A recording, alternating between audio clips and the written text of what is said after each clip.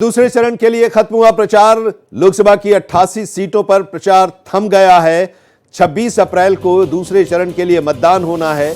13 राज्यों की 88 सीटें हैं जहां पर दूसरे चरण के लिए 26 तारीख को वोट डाले जाएंगे और इन 88 सीटों पर 1206 उम्मीदवार जो हैं उनकी किस्मत का फैसला जनता करेगी 26 तारीख को। और प्रचार के आखिरी दिन जमकर रोड शो हुए, रैलियां हुई, उम्मीदवारों के पक्ष में वोट की अपील की गई, आरोप प्रत्यारोप का दौर चला, दावे किए गए, वादे किए गए और यह बताया गया अपने नेताओं के जरिए कि आखिर उनकी पार्टी को लोग क्यों वोट करें इस लोकसभा के चुनाव में। प्रधानमंत्री नरेंद्र मोदी, गृह मंत्री अमित शाह, बीजेपी अध्यक्ष जेपी नड्डा, पार्टी के पूर्व राष्ट्रीय अध्यक्ष और केंद्रीय मंत्री नितिन गडकरी, रक्षा मंत्री राजनाथ सिंह, सबने आखिरी दौर में अलग अलग जगहों पर रैलियां की, रोड शो किए और इसके साथ ही उधर प्रियंका और राहुल ने भी कमान संभाली, मल्लिकार्जुन खड़गे ने भी, और आखिरी चरण में अपने उम्मीदवारों के पक्ष में जमकर प्रचार किया और वोट की अपील की। असम के 5, बिहार के 5, छत्तीसगढ़ के 3, जम्मू कश्मीर के 1, कर्नाटक के 14, केरल के 20, मध्य प्रदेश के 6, महाराष्ट्र के 8, राजस्थान के 13, त्रिपुरा के 1, मणिपुर के 1, उत्तर प्रदेश के 8, पश्चिम बंगाल के 3 और मणिपुर का 1। ये संसदीय क्षेत्र हैं जहां पर दूसरे चरण के लिए 26 तारीख को वोट डाले जाएंगे और यहां पर प्रचार खत्म हो गया है। राजनांदगांव छत्तीसगढ़ का, जहां पर दूसरे चरण के लिए वोटिंग 26 तारीख को होनी है। भूपेश बघेल कांग्रेस के उम्मीदवार हैं, उनके पक्ष में प्रियंका गांधी लगातार प्रचार करती दिखाई दे रही हैं और लोगों से वोट की अपील भी कर रही हैं। छत्तीसगढ़ के जो 3 संसदीय क्षेत्र हैं दूसरे चरण में, उसमें राजनांदगांव, महासमुंद और कांकेर, यहां पर वोटिंग होनी है दूसरे चरण में। अभिषेक पांडे मुंबई से हमारे साथ जुड़े हुए हैं और लखनऊ से रजनीश पांडे भी हमारे साथ जुड़े हुए हैं। उत्तर प्रदेश की 8 सीटों पर वोट डाले जाने हैं और महाराष्ट्र के भी 8 सीटें हैं जहां पर दूसरे चरण में वोट डाले जाएंगे और प्रचार खत्म हुआ है। अभिषेक, पहले आप बताइए किस तरह का रहा बुल्ढाना, अमरावती, अंकोला, वर्धा, नांदेड़, परभणी, यवतमाल और हिंगोली, ये 8 संसदीय क्षेत्र हैं जहां पर दूसरे चरण के लिए प्रचार थम गया है। कैसा रहा प्रचार? प्रधानमंत्री भी इनमें से कई संसदीय क्षेत्रों में जाकर वोट की अपील किए हैं रैलियों के जरिए।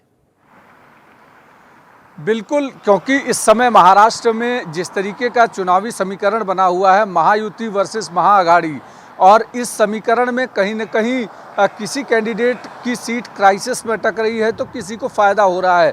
अगर बात करें पश्चिमी विदर्भ की, यानी जिसमें अमरावती और अकोला ये सारे रीजन आते हैं, अमरावती में खुद नवनीत राणा कैंडिडेट हैं। नवनीत राणा पहले निर्दलीय सांसद थी, लेकिन इस बार उन्हें बीजेपी ने अपनी पार्टी में मिला के टिकट दिया है, जिसके कारण जो बीजेपी के सहयोगी थे सरकार में, बच्चू कडू, उन्होंने अपना बीजेपी का दामन छोड़ करके अपना निर्दलीय उम्मीदवार उतार दिया, जिससे वहाँ पर थोड़ी क्राइसिस ज़रूर हो गई है नवनीत राणा के लिए। हालांकि आज ताबड़तोड़ रैलियां अमरावती में हुई हैं। अमित शाह अब से कुछ देर पहले नवनीत राणा के समर्थन में रैली करने पहुंचे थे, तो कांग्रेस के उम्मीदवार के समर्थन में राहुल गांधी ने भी रैली की है अमरावती में। तो वहाँ पर अमरावती की सीट प्रतिष्ठा का बीजेपी के लिए सीट बनी हुई है, क्योंकि बीजेपी के उम्मीदवार को टिकट न देकर निर्दलीय सांसद को ले आके बीजेपी में टिकट दिया गया है। एक वो प्रतिष्ठा का विषय। दूसरी महत्वपूर्ण सीट जो है वो है नांदेड़ की सीट, जहां अशोक चौहान की प्रतिष्ठा दांव पर लगी हुई है। प्रधानमंत्री खुद यहां रैली करने पहुंचे थे, 2 बार अमित शाह रैली करने पहुंचे, यानी खास करके नांदेड़ की सीट को, चूंकि नांदेड़ में न केवल महाराष्ट्रियन मराठा कम्युनिटी है, या वहाँ मुस्लिम कम्युनिटी भी है और साथ ही साथ सिख कम्युनिटी भी है, क्योंकि नांदेड़ में साहिब सिंह गुरुद्वारा की वजह से वहाँ पर जिस तरीके की सिख कम्युनिटी है उसको भी कहीं ना कहीं कनेक्ट करने की कोशिश की, और इसलिए वो एक बड़ी सीट मानी जा रही है। और हिंगोली की सीट की बात करें तो वहाँ पर भी जिस तरीके की लड़ाई है, हिंगोली के सांसद का टिकट काट पहले शिवसेना शिंदे ग्रुप ने अनाउंस किया, लेकिन जो इंटरनल सर्वे रिपोर्ट आए, बीजेपी ने शिंदे को एडवाइस किया कि जो वर्तमान सांसद जिसको आपने टिकट दिया है उसको अगर आपने दिया तो वो चुनाव हार जाएगा हेमंत पाटिल। तो हेमंत पाटिल को फिर से काट करके दूसरे उम्मीदवार को टिकट दिया गया है। वहां पर भी एक कांटे की टक्कर दिख रही है। यवतमाल वासिम की बात करें तो वहां पर भावना गौली जो कि 7 बार से सांसद थी, उनका टिकट काट दिया गया। उनकी जगह हिंगोली के जो सांसद जिनका टिकट काटा गया, उनकी पत्नी को ले जाकर के यवतमाल वासिम लड़ाया गया।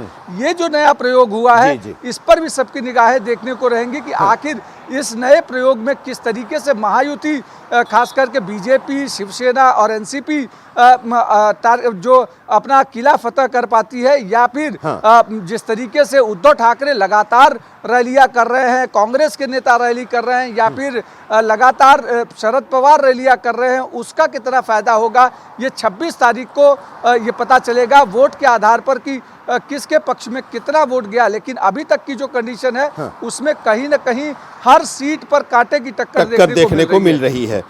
रजनीश का रुख करते हैं, लखनऊ से हमारे साथ जुड़े हुए हैं।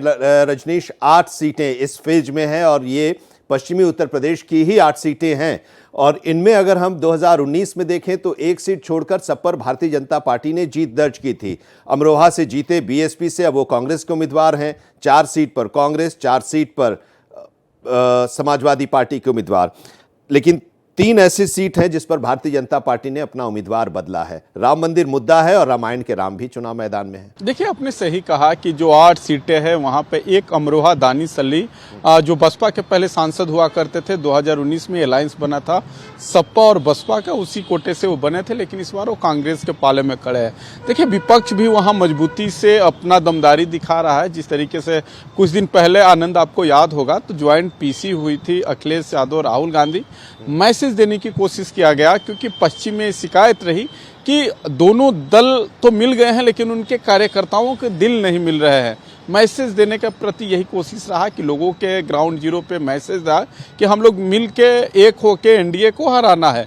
रही बात एनडीए की, आपने जिस सीट का जिक्र किया गाजियाबाद में, जनरल वीके सिंह केंद्रीय मंत्री हैं और वहाँ के लगातार 2 बार सांसद, लेकिन उस बार उनका पत्ता साफ कर दिया गया। हालांकि उनको आश्वासन किया, क्या झुंझुना पकड़ाया गया है वो ही खुद बताएंगे। हालांकि कुछ लोग कह रहे हैं कि उनको कहीं राज्यपाल बनाया जाएगा। खैर, बात की बात है। अरुण गोविल जो आस्था, जो राम होते थे, आज भी कहीं जाते हैं तो लोग उनको राम के भाव से ही देखते हैं। लेकिन विपक्ष का भी दावा है कि जिसको समाजवादी पार्टी ने वहाँ कैंडिडेट उतारा है ग्राउंड जीरो पर, वो मजबूती से लड़ रहा है।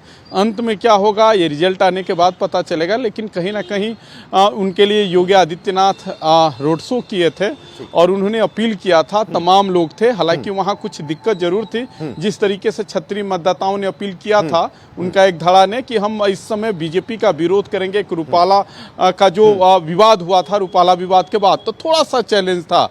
अब ये हम नहीं कह सकते कि हवा में भारतीय जनता पार्टी का घोड़ा दौड़ ही रहा है, थोड़ा सा चैलेंज है। हालांकि स्थानीय जो विवाद था, जो आनंद विजय, दर्शकों को भी पता है कि ग्राउंड जीरो पे जो वहां पे विवाद हुआ था, लगातार वो विवाद चर्चा में रहा, मैनेज कर लिया गया है।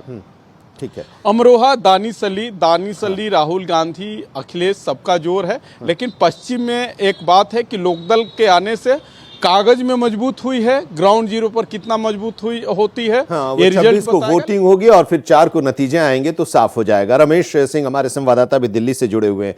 अब पहले फेज के बाद अब दूसरे फेज की बात करें तो चुनाव आयोग के सामने एक चुनौती की इस फेज में भी जो 88 सीट हैं उस पर शांतिपूर्ण ढंग से मतदान हो जाए, ये एक बड़ी चुनौती। किस तरह की तैयारी दूसरे फेज के लिए, और क्या चुनावी आरोप प्रत्यारोप का और सियासत का आप देख रहे हैं राजधानी दिल्ली से? रमेश, देखिए, चुनाव मतदान के 48 घंटे पहले जो प्रचार है वो बिल्कुल थम गया है और चुनाव आयोग बहुत सख्त है इसको लेके कि अब कोई प्रचार प्रसार ना करे, और वो बाहरी लोग जो चुनाव प्रचार प्रसार करने के लिए क्षेत्रों में आए थे वो 12 राज्यों की 88 जो सीटें हैं वहाँ से वो चले जाएं, क्योंकि प्रशासन एकदम ही निष्पक्ष रूप से चुनाव कराना चाहता है। इसके लिए उसने पूरी तैयारी कर ली है। सुबह 7 बजे से मतदान शुरू होगा 26 को, और शाम को 6 बजे ख़त्म होगा। तो कहीं ना कहीं चुनाव आयोग बहुत सख्त है। इसके साथ ही साथ पूरा निर्देश दिया गया है कि कोई भी जो मतदाता है और जो वहाँ पे लोग हैं वो मोबाइल, कोई भी डिजिटल घड़ी, कोई भी इस तरह का डिजिटल डिवाइस लेके